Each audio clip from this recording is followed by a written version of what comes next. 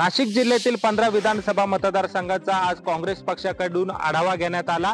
इच्छुक उमेदवारांच्या मुलाखती धुळे ग्रामीणचे आमदार कुणाल पाटील यांनी घेतलेले आहे। सर्वाधिक जास्त इच्छुक उमेदवार हे इगतपुरी तालुक्यामध्ये आहे। इगतपुरी तालुक्यामध्ये काँग्रेसचे एकमेव आमदार हिरामन खोसकर आहे आणि या ठिकाणी इच्छुकांची जी संख्या आहे ती मोठ्या प्रमाणात आहे।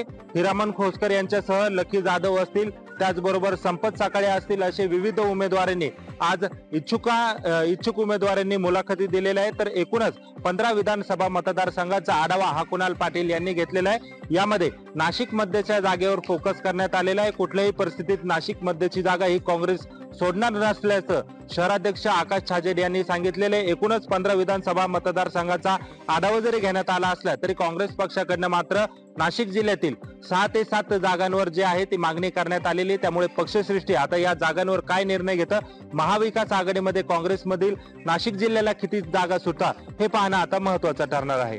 महेश माले, लोकशाही मराठी, नाशिक। श्रीरामपूर विधानसभेमध्ये विविध ठिकाणी विकास कामांचा झपाटा जो आहे तो आपल्याला पाहायला मिळत आहे।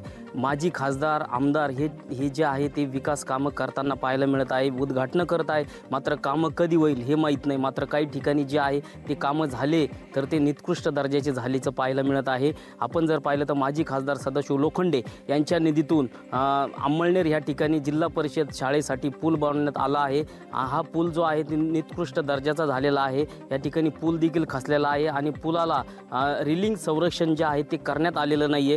त्यामुळे जर ह्या पाटाला पाणी आलं आणि हे पाणी पाण्यासाठी जर चिमुकले पुलाच्या कडेला जर गेले तर पाय घसरून पडू शकतात, या ठिकाणी जीवितहानी होऊ शकते।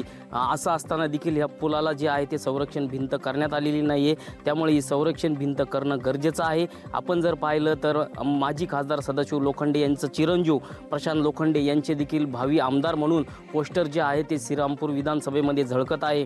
मग ह्या भावी आमदारासाठी हे कामं जे आहे ते थातोरमातोर केले जात आहे का, हा देखील प्रश्न जे आहे ते सर्वसामान्याला पडलेला आहे। गोविंद साळुंके, लोकशाही मराठी, राहुरी। मराठी भाषेला अभिजात दर्जा मिळालेला आहे। मात्र हा दर्जा मिळवण्यासाठी बरेच प्रयत्न करण्यात आले आणि अखेर बऱ्याच वर्षानंतर प्रयत्नांना यशही मिळालेलं आहे। तत्कालीन केंद्रीय अर्थराज्यमंत्री डॉक्टर भागवत कराड यांनी संसदेमध्ये आपला हा मुद्दा मराठीमध्ये मांडलेला होता आणि त्यानंतर त्यांचं कौतुकही करण्यात आलं आणि त्यांच्या मागणीला आता यशही प्राप्त झालेलं आहे। आणि त्यानंतर सोशल मीडियावर त्यांचा जुना व्हिडिओ हा झपाट्यानं व्हायरल होत आहे। कारण काही दिवसांपासून ही मागणी करण्यात आलेली होती, मात्र या मागणीकडे गांभीर्यानं पाहिलं जात नव्हतं।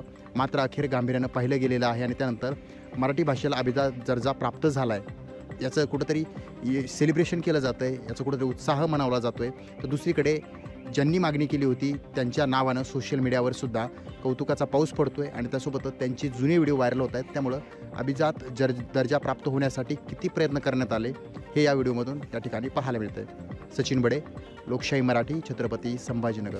देशाचे विरोधी पक्षनेते राहुल गांधी आज कोल्हापूर जिल्हा दौऱ्यावरती आले होते। सकाळी विमानतळावरती लँडिंग झाल्यानंतर त्यांनी थेट उसगाव येथील टेम्पो चालक असणाऱ्या एका गरीब कुटुंबातील संदे नावाच्या व्यक्तीची भेट घेतली। विशेष म्हणजे त्या ठिकाणी संदे कुटुंबियांनी राहुल गांधी यांचं स्वागत तर केलं, मात्र त्यांनी तिथं अल्पोपहार देखील घेतला। यावेळी जवळपास अर्धा तास संदे कुटुंबियांशी त्यांनी चर्चा केल्याचं आपल्याला पाहायला मिळालं। यानंतर थेट राहुल गांधी आहेत ते कसबा बावडा येथील छत्रपती शिवाजी महाराजांचा पूर्णाकृती पुतळा आहे त्याचं अनावरण देखील त्यांच्या हस्ते झालं।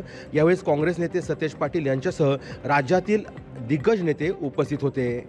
यानंतर त्यांनी कोल्हापुरातील राजर्षी छत्रपती शाहू महाराज यांचं जे समाधी स्मारक स्थळ आहे या ठिकाणी भेट देऊन अभिवादन देखील केलं आहे। त्यानंतर कोल्हापूरच्या एका खाजगी हॉटेलमध्ये येऊन त्यांनी संविधान बचाव संमेलन जे आहे ते या ठिकाणी संबोधित केलेलं आहे। यावेळेस देखील जवळपास 1000 पेक्षा अधिक जे निमंत्रित सदस्य आहेत त्यांना या ठिकाणी निमंत्रित केलं होतं आणि त्यांनी राज्यातील आणि देशातील जे संविधानासंदर्भातील जे सध्या वातावरण आहे त्या वातावरणाचा देखील समाचार घेतला। यावेळी त्यांनी भाजप आणि RSS वरती देखील टीका केल्याचं पाहायला मिळालं। सतेज औंधकर, लोकशाही मराठी, कोल्हापूर। महायुती सरकारने 2 शासन निर्णय जारी करत शरद पवार कुटुंबाला दुहेरी धक्का दिलेला आहे। पहिला निर्णय म्हणजे नायगाव BDD चाळीचं नामांतर शरद पवार नगर होतं ते बदलण्यात आलेलं आहे। आता त्या ठिकाणी डॉक्टर बाबासाहेब आंबेडकर संकुल असं या BDD नायगावचं नवीन नाव असणार आहे। दुसरीकडे बारामती पुण्यामधील ITIच्या नावातही आता बदल करण्यात आलेला आहे। या ITIला उपमुख्यमंत्री अजित पवार यांचे वडील आनंद पवार यांचं नाव देण्यात आलेलं आहे। त्यामुळे दोन नवीन शासन निर्णयामधून 2 नावांमधून कुठेतरी शरद पवारांना पुन्हा डिवचण्याचा प्रयत्न महायुतीने केल्याचं पाहायला मिळतंय. कॅमेरामन राजेश मनियारसह मी चेतन नावरे, मुंबई. हिंगोलीच्या आखरा बाळापूर येथील एका व्यापाऱ्याचं अपहरण करणाऱ्या 6 आरोपींना हिंगोली पोलिसांनी बेड्या ठोकलेल्या आहेत. ही घटना आहे एकूण 3 तारखेची. संध्याकाळी सायंकाळी 7:30च्या सुमारास व्यापारी आपल्या घराकडे जात असताना बाईकवरती एकूण 6 जणांनी त्यांचं अपहरण केलं आणि त्यांच्याच मोबाईलवरून ती त्यांच्या मुलांना एकूण 1 कोटी रुपयांची खंडणी मागितली. 36 तासाच्या प्रयत्नानंतर हिंगोली पोलिसांनी आपली तपासाची चक्रे घुमवून एकूण 7 पथके विविध ठिकाणी रवाना केली होती आणि 7 पथकांच्या प्रयत्नानंतर जे आहे ते हिंगोली पोलिसांनी त्यांना बेड्या ठोकलेल्या आहेत. एकूण संभाजीनगर जिल्ह्यातील भागातून जे आहे ते आरोपींनाही ताब्यात घेण्यात आलेलं आहे आणि एकूण 1 कोटी रुपयांची खंडणी मागितली होती. एकूण हे संपूर्ण जे आरोपी जे आहेत ते विविध भागातील आहेत, विविध राज्यातील आहेत. आंतरराज्य ही संपूर्ण स्टोरी आहे. बिदर